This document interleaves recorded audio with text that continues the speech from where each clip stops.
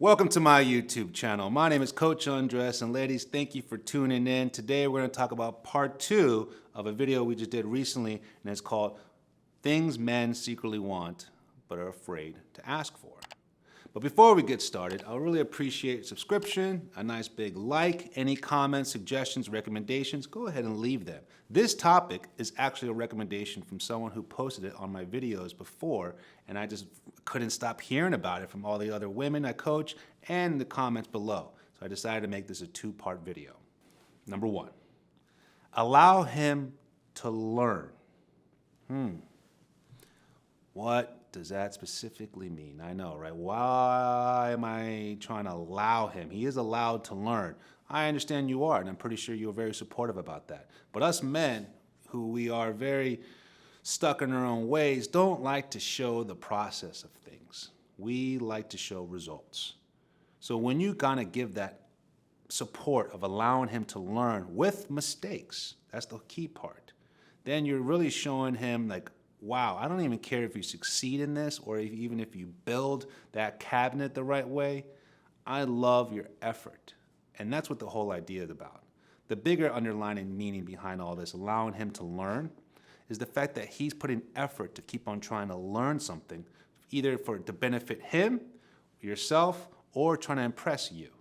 And that's what we do all the time. I don't care if it's with a brand new chainsaw or trying to learn how to cook a new recipe or act like we know how to put up a drywall when we have no idea what we're doing. We're not good plumbers, but we'll try. So, guilty as charged. You put a YouTube link and try to plumb up this whole toilet. I don't even know what I'm doing, but I'll give it a shot. It's funny. She can laugh at me. It's all good. But the idea of you allowing him to learn makes everything a little more lighthearted. Makes everything a little more playful. It actually brings some learning curve to where you're going to go with it, but also brings an inside story between you two.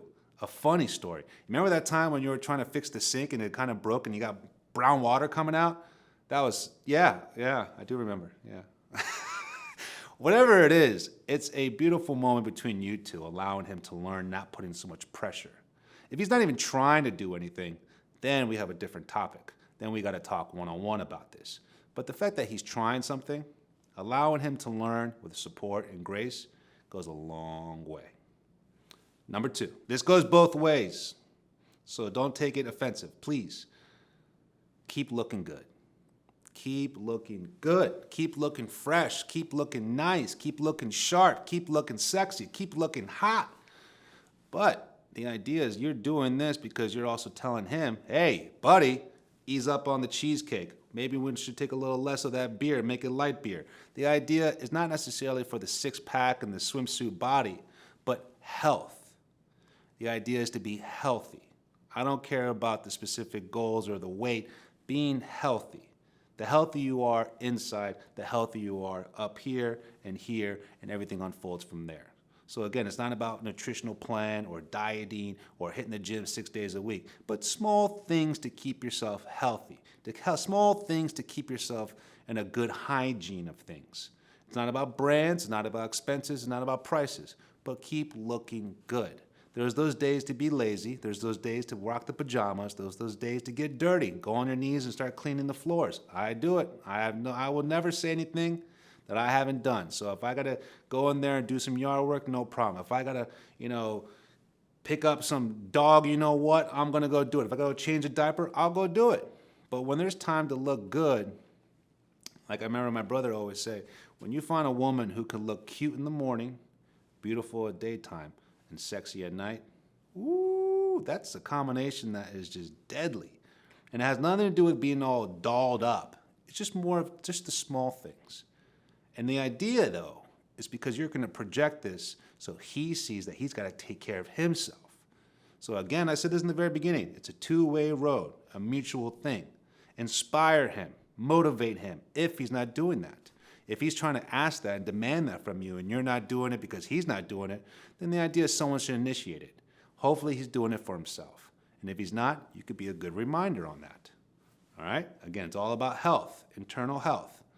And then everything else unfolds to a fun, playful way. Number 3.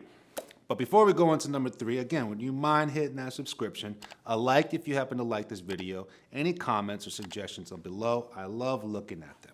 And if you're interested in anything further than this, check out coachingwithundress.com. I'll love to give you a personal coach, email, Zoom, phone call, whatever fits your preference.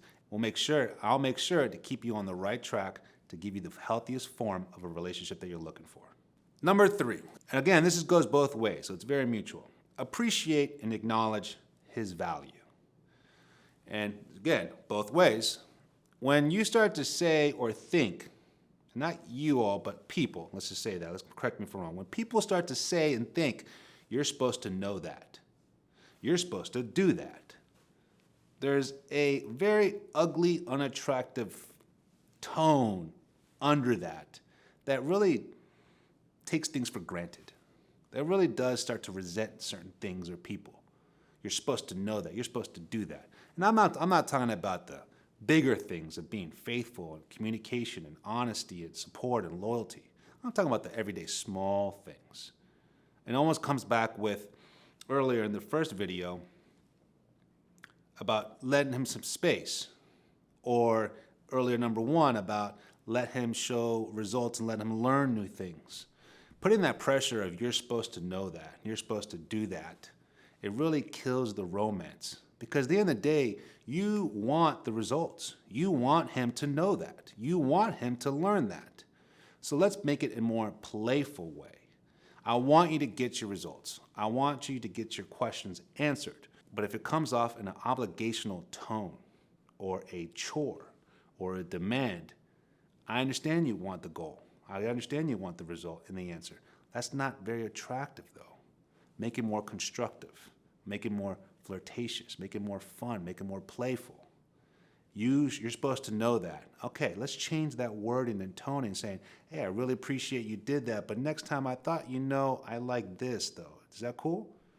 Be a little more playful. Be a little more cooperative with those moments. Don't assume that he knows that. Appreciate what he's trying to do. Appreciate what he's trying to open up about. Acknowledge that. And that way there's no friction between each other. You're supposed to, you're supposed to. Let's get the same result, which I understand you want, and I want that for you, but let's try a different approach where he's just like, my goodness, you just motivated me to keep on doing that and do it the right way, the way you want it. And isn't that what you want? Let's get the idea to get your results, but let's try a different way of getting that. All right? Number 4, and this one goes both ways as well. I'm not going to lie. Does he have credibility? Does he have credibility? Do you have credibility? So basically, don't overblow his mistakes. Don't suffocate him on his mistakes. If he's got credibility, if you have credibility.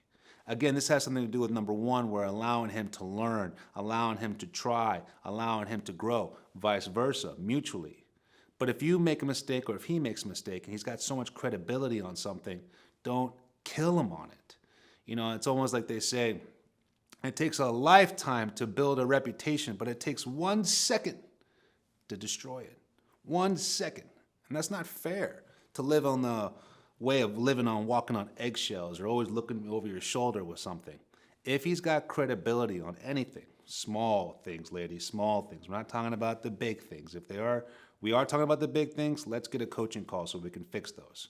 These are more about the small, everyday, playful things. If he's running late, if he forgets a specific holiday or anniversary, or if he thinks of, or he's, couldn't pick up the kids or something. If he's got credibility on something, confront it, but understand it's okay. We all make mistakes. Key word is credibility.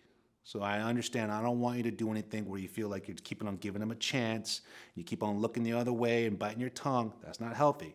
If he's got credibility, give him credit on that. Say, all right, it's okay. Because I'm sure one time down the road, you're going to make a mistake too. And the idea is to be fair with each other. Credibility though, ladies. Credibility.